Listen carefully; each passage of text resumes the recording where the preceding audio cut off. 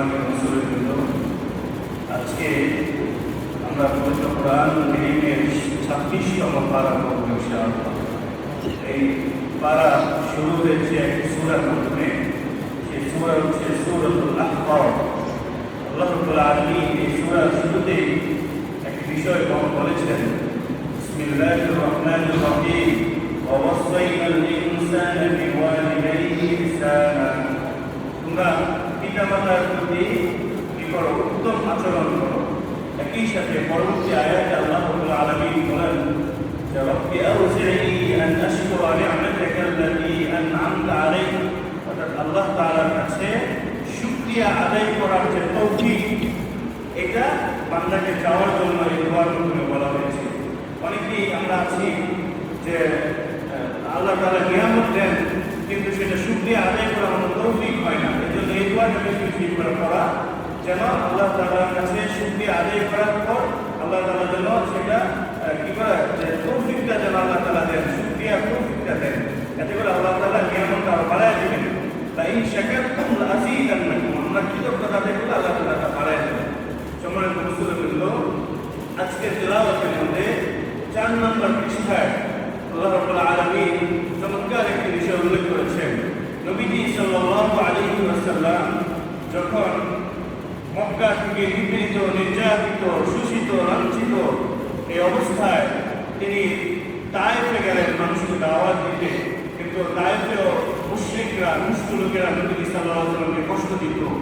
এই অবস্থায়, এই কষ্টের মধ্যে তিনি সেখান থেকেও ফিরে আসলেন। ফিরে আসার পর্যায়ে আল্লাহ রাব্বুল আলামিন কোরআন কারীমে বলেন, وَإِذْ صَرَفْنَا إِلَيْكَ نَفَرًا مِنَ الْجِنِّ يَسْتَمِعُونَ الْقُرْآنَ। যে তায়েফ থেকে ফিরে আসতে নাখলা নামক একটা জায়গা আছে, এই নাখলা নামক জায়গায় নবী সাল্লাল্লাহু আলাইহি ওয়াসাল্লাম নামাজ কোরআন তেলাওয়াত করতেছিলেন সম্পূর্ণ ফজরের সময়। অতঃপর কিছু জিন সেখান দিয়ে যাচ্ছিল, ইস্তামিউনা আল কোরআন, তারা কোরআনুল কারীমের তেলাওয়াত শুনছে। তারপরে তেলাওয়াত শোনার পর একজন আরেকজনকে বলে, ক্বালু আনসিতু, ক্বালু আনসিতু, কি তারা বলল যে তোমরা মনোযোগ দিয়ে শুনো, মনোযোগ দিয়ে শুনো। সেই সমস্ত জিনদের যখন কোরআনুল কারীম তেলাওয়াত নবী সাল্লাল্লাহু আলাইহি ওয়াসাল্লাম থেকে শুনলো, তারা সেখানেই ইসলাম গ্রহণ করল। এমনি ভাবে এই আয়াতের মাধ্যমে নবী সাল্লাল্লাহু আলাইহি ওয়াসাল্লাম শুধু মানুষের জন্য নয়, জিনদের নবী এবং জিনদের কাছেও দাওয়াত পৌঁছে দিয়েছেন, সে ব্যাপারটি এখানে উল্লেখ করেছেন।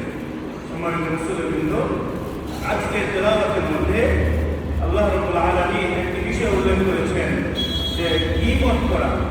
যে গীবতের ব্যাপারে আল্লাহ তাআলা কোরআনে কারীম বলেন যে আইয়ুহিব্বু আহাদুকুম আন ইয়াকুলা লাহমা আখিহি মাইতান ফাকারিহতুমু, যে তোমরা কি এটা কেউ পছন্দ করো যে তুমি তোমার মৃত ভাইয়ের গোশত খাবে? আল্লাহ তাআলা আবার বলতেছেন ফাকারিহতুমু, না, তোমরা এটাকে অপছন্দ করো। এজন্য যদি আমরা অনর্থক কারো গীবত করি, কারো শিকায়াত করি, আমাদের গুনাহ হবে যে মৃত ভাইয়ের গোশত খাওয়া। এজন্য অবশ্যই অবশ্যই আমাদেরকে এই সমস্ত ব্যাপার এবং ব্যয়পনা গীবত থেকে বেঁচে থাকতে হবে। সম্মানিত মুসলিমবৃন্দ, আজকে তেলাওয়াতে আল্লাহ রাব্বুল আলামিন 10 নম্বর পৃষ্ঠায় সূরাতুল ফাতহ এই সূরাটি দিয়েছেন, ইন্না ফাতাহনা লাকা ফাতহাম মুবিনা। হুদায়বিয়া সন্ধির সময় প্রায় 1400 সাহাবী নিয়ে নবী সাল্লাল্লাহু আলাইহি ওয়াসাল্লাম উমরা করার জন্য মক্কায় এসেছিলেন, কিন্তু কাফের মুশরিকরা সেখানে বাধা দিল এবং হুদায়বিয়া সন্ধি নামে একটি সন্ধি হয়েছে, যেখানে অনেক চুক্তি হয়েছিল, বন্দি চুক্তি, এবং পরবর্তী বছরে কয়েকজন ব্যক্তি উমরা করতে পারবে, মক্কায় আসতে পারবে, এরকম নানান চুক্তি দেওয়া হয়েছিল। সাহাবারা কষ্ট পেলেন যে আমরা এতজন আসলাম, কাফেররা মক্কায় আমাদেরকে ঢুকতে দিল না। আল্লাহ তাআলা বলেন, যদিও তোমাদেরকে আপাতদৃষ্টিতে মনে হয়েছে ঢুকতে দেয়নি, কিন্তু এটি তোমাদের জন্য বিজয় ইনশাআল্লাহ।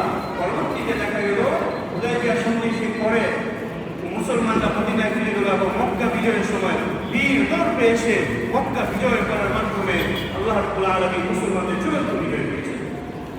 সম্মানিত মুসলিমবৃন্দ, আজকের তেলাওয়াতের মধ্যে অত্যন্ত চমৎকার একটি বিষয় আল্লাহ তাআলা উল্লেখ করেছেন, যে একটি সূরা বলেছেন, সেই সূরাটি বলেছে আখলাক বা আদবের একটি সূরা। আল্লাহ তাআলা এই সূরার মধ্যে একটি আয়াত দিয়েছেন, ইয়া আইয়ুহাল্লাযীনা আমানু লা তারফাউ আসওয়াতাকুম ফাওকা সাওতিন নবী। হে ঈমানদারেরা, তোমরা নবীজির উপরে তোমাদের কি আওয়াজকে উঁচু করো না। যারা হাদিসে আছেন যে তারা দেখেছেন রিয়াদুল জান্নার মধ্যে যে বিভিন্ন ক্যালিগ্রাফি আছে বা ফুলে লেখা যায়, তো সেখানে যে আয়াতগুলো লেখা আছে 2019 সালে প্রথম তারাবি আমি প্রায় মাগরিবের পরে ঢুকেছি, তারাবি আদায় করে বেতের আদায় করে রিয়াদুল জান্নাত থেকে বের হয়েছি। আলহামদুলিল্লাহ তারা সুযোগ করে দিয়েছেন। এখন তো অনেক রেস্ট্রিকশন যে ঢুকার পরে বিভিন্ন রেজিস্ট্রেশনে এসে 5 মিনিট পরে হাঁটি করে বের করে দেওয়া, কিন্তু আলহামদুলিল্লাহ মাগরিবের পরে ঢুকেছি, প্রায় 3 ঘন্টারও বেশি সময় রিয়াদুল জান্নাতে থেকেছি। এবং নবীজি সাল্লাল্লাহু আলাইহি ওয়াসাল্লাম দেখার সম্পর্কে বলেছেন মা বাইনা বাইতি ওয়া মিনবারি রাউদাতুম মিন রিয়াদিল জান্নাহ। নবীজি সাল্লাল্লাহু আলাইহি ওয়াসাল্লামের রওজা বাম পাশে এবং মিম্বরটা ডান পাশে, এই জায়গাটুকু হচ্ছে জান্নাতের অংশ। হাদিস শরীফে আসছে, সবাই বলে সুবহানাল্লাহ। একই সাথে নবী সাল্লাল্লাহু আলাইহি ওয়াসাল্লাম বলেন ওয়া মিনবারি আলা হাউদি, আমার এই মিম্বরে কিয়ামতের ময়দানে এখানে হাউজে কাছে আল্লাহ তাআলা স্থাপন করবেন। হাউজে কাছে আল্লাহ তাআলা নবীজিকে দিয়েছেন এর পানি মধুর চেয়েও মিষ্টি, দুধের চেয়েও সাদা। যে ব্যক্তি এটা পান করবে কিয়ামতের ময়দানে সূর্য যখন মাথার উপরে, তার আর কখনো তৃষ্ণাই আসবে না। সুবহানাল্লাহ। তো নবীজি সাল্লাল্লাহু আলাইহি ওয়াসাল্লাম এই রিয়াদুল জান্নাহ সেখানে হাউজের কাছে স্থাপন করবেন। তো সেখানে বিভিন্ন ক্যালিগ্রাফি আছে, এগুলো কি হাদিসগুলো লেখা আছে, যারা যাবেন এগুলো পড়ার চেষ্টা করবেন।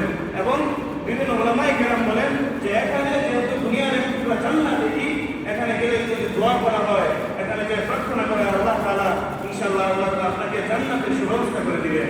এবং অত্যন্ত দোয়ার কবুলের একটি জায়গা।